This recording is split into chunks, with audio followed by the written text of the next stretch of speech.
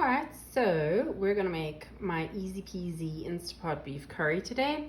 I've got about 1 small onion in there in some olive oil or vegetable oil, I'm sorry. We're gonna saute that up and then we're gonna add the ground beef and the spices, and I'm gonna show you how to do all this in the Instapot. This is a very quick and easy meal, very satisfying, delicious with the curry spices. Yeah, so stick around. Alright, so in this little bowl I've got about a tablespoon of curry powder, a few shakes of cumin, coriander, and about a half a teaspoon of turmeric. I'm just going to add this in to let the spice kind of bloom whilst the onion is sauteing.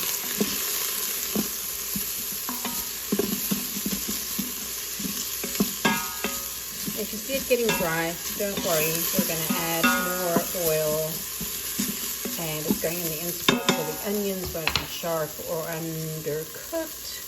I think it'll be just fine, and I'm going to add the beef in just a second. So this is going to go for about 30 seconds. Alright, I've got my beef in there. I did add a splash more oil. This is the curry powder mild Rani. I got that off of Amazon, fairly inexpensive. I get all my other spices from the grocery store. I'm using this ground beef today. I'm just going to break it up and saute it and brown it. Alright, you're going to manually saute until all the pink is gone. And this is what it looks like. I'm going to add some salt and pepper. Let it cook, and then I'll show you what else we're going to be adding. Okay, there it is. I did drain some of the fat off. It was just a bit too much. Now I'm going to add 2 tablespoons curry paste and 1 tablespoon of garlic. This is the curry paste. Okay, garlic and curry paste in. Oop, 1 whole can, diced. Oop. Also, 1 cup water. And you're going to want to cook this for about 7 to 10 minutes on the manual setting on your Instapot.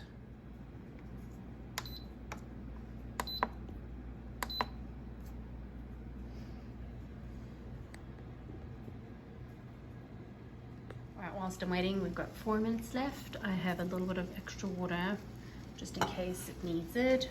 I've got a cup of frozen peas to be added at the very last. And second cooking phase is a cup of potatoes and fresh carrots.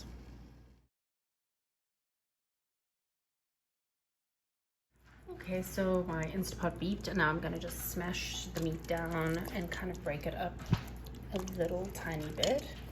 You see it's got plenty of liquid in there, which is really good. I forgot to tell you, I normally add salt and pepper throughout the cooking process, and I try to make mine a little bit more spicier, so I do add some cayenne.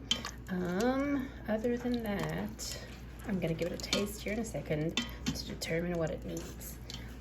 Gonna let you know. Okay, so I did determine it needs a little more salt and maybe a pinch of sugar. It's pretty acidic. Adding in the fresh potatoes and carrots. I usually do about 2 to 3 carrots, and I do about 2 potatoes, but I didn't have Idaho potatoes, so I had to cut up like 10 little baby potatoes and peel them.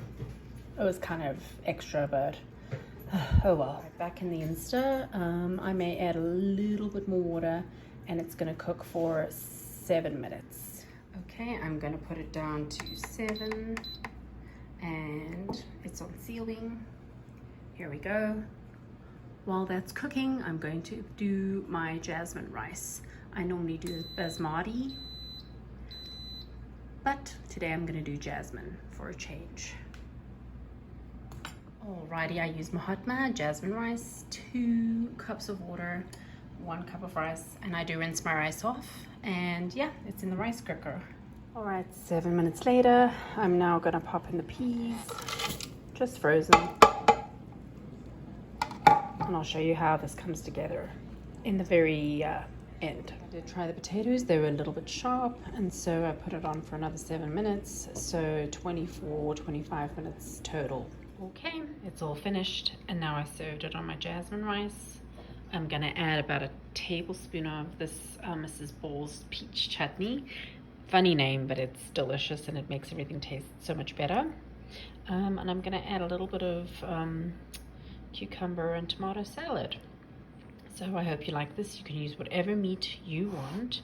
Obviously, if you're a vegetarian, you're gonna do all vegetables, but this is one of the staples in my family's rotation, and everybody asks for this recipe and everybody loves it. So I hope you love it. All right, everyone have a great night.